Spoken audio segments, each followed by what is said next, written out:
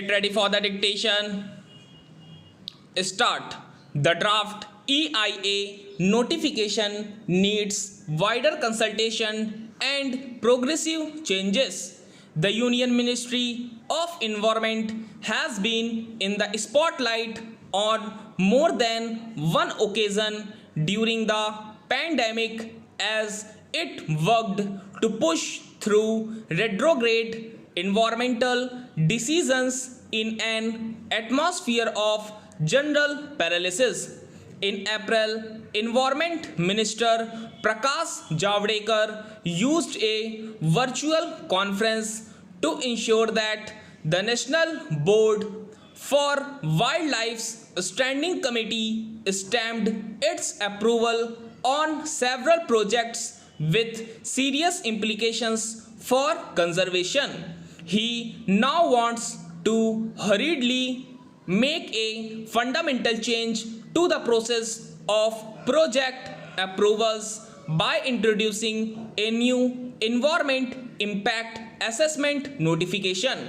Now, in draft, it seeks to replace the existing EIA notification of 2006. The proposed provisions so that the ministry has gone to great lengths to reduce or even remove public participation and by extension independent expert opinion from the process of granting environmental clearances. Public reporting of violations may also not be taken cognizance of. While there can be no argument about the importance of development projects, it has resorted to sophistry in classifying activity for exemptions. Section 26 provides a list of projects that would not attract environmental clearance or permission, including coal mining and seismic surveys for oil, methane and shale gas on some lands.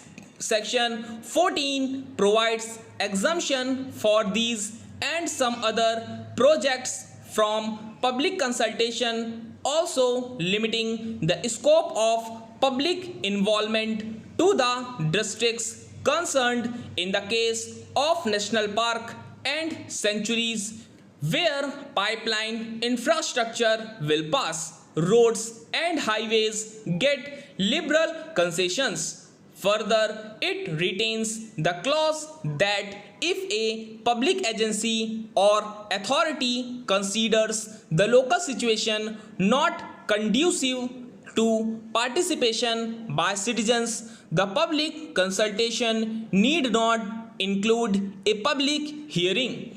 In spite of the far-reaching nature of its proposed actions, the centre has displayed unseemly haste to get them in place, and Mr. Javadekar has not aided credibility by trying to shut down public responses to the draft early. It took a Delhi High Court order to extend the deadline to August 11. The exercise has been further muddied by the mysterious blocking of some activist websites calling for the EIA proposal to be dropped and demanding a new approach towards conserving natural resources for future generations.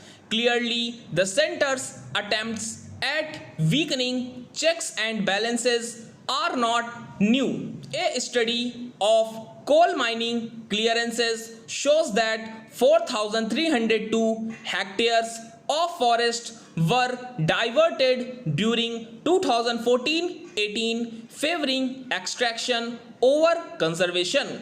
COVID-19 has powerfully demonstrated the value of nature for well-being of lost forests and captured wildlife, bringing virus reservoirs closer to humans and foul air, destroying their health.